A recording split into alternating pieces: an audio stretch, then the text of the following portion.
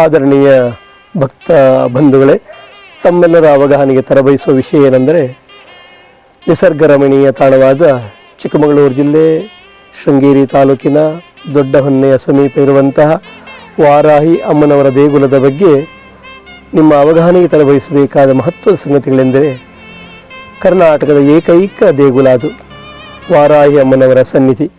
ಶೃಂಗೇರಿಯನ್ನು ಬಿಟ್ಟರೆ ಮತ್ತೆ ಕಾಣಬಹುದಾದದ್ದು ತಂಜಾವೂರು ಮತ್ತು ಪುಣ್ಯಕ್ಷೇತ್ರ ಕಾಶಿ. ವಾರಾಹಿ ಅಮ್ಮನವರನ್ನು ಯಾರು ಶ್ರದ್ಧಾಭಕ್ತಿಗಳಿಂದ ಪ್ರಾರ್ಥಿಸ್ತಾರೋ ಅವರ ಅಭೀಷ್ಟಗಳೆಲ್ಲ ನೆರವೇರುವುದು ಖಂಡಿತ ಸಾಧ್ಯ ಅನ್ನುವುದು ಅನೇಕ ದೃಷ್ಟಾಂತಗಳಿಂದ ನಾವು ನಿಮ್ಮ ಗಮನಕ್ಕೆ ತರಬಯಸ್ತಾ ಇದ್ದೇವೆ.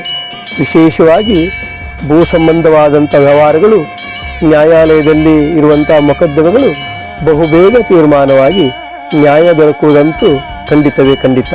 ನಿಮಗೆ ಗೊತ್ತಿದೆ, ಸಪ್ತ ಮಾತೃಕೆಯಲ್ಲಿ ಒಬ್ಬಳಾದಂತಹ ಈ ವಾರಾಹಿ ಅಮ್ಮನವರು, ಅದರಲ್ಲಿ ವಿಶೇಷವಾಗಿ ನಿಮಗೆ ಗೊತ್ತುಂಟು, ಬ್ರಾಹ್ಮಿ, ಕೌಮಾರಿ, ಮಾಹೇಶ್ವರಿ, ವೈಷ್ಣವಿ, ವಾರಾಹಿ, ಇಂದ್ರಾಣಿ, ಚಾಮುಂಡಿ.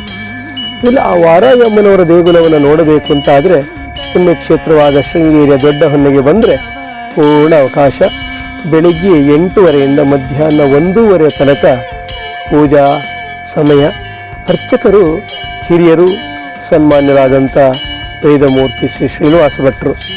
ಭಕ್ತರ ಅಭೀಷ್ಟಗಳೇನು, ಸಮಸ್ಯೆಗಳೇನು, ಸಂಕಷ್ಟಗಳೇನು ಎಂಬುದನ್ನು ಪ್ರೀತಿಯಿಂದ ಸಮಾಧಾನದಿಂದ ಕೇಳಿಕೊಂಡು ಪೂಜೆಯನ್ನು ಸಲ್ಲಿಸುವ ಆ ವೈಖರಿಯನ್ನು ನಾವು ಕಂಡು ಸಂತೋಷ ಪಡಬೇಕು. ಹೂವಿನ ಅಲಂಕಾರ, ಪಂಚಾಮೃತ ಅಭಿಷೇಕ, ಕುಂಕುಮಾರ್ಚನೆ, ಪಾರಾಯಣ, ದುರ್ಗಾ ಹೋಮ, ಚಂಡಿಕಾ ಹೋಮ, ಹೀಗೆ ಭಕ್ತಾದಿಗಳ ಆಸೆಯಂತೆ ಸೇವೆಗಳನ್ನು ಪೂರೈಸಿ ಆ ಸೇವೆಯ ಫಲವನ್ನು ಅನುಭವಿಸಲು ಬೇಕಾದೆಲ್ಲ ಸಲಹೆಗಳನ್ನು ಕೊಡುತ್ತಾರೆ. ಇಂಥ ದೇಗುಲಕ್ಕೆ ತಮಗಿದು ಆತ್ಮೀಯವಾದ ಸ್ವಾಗತ.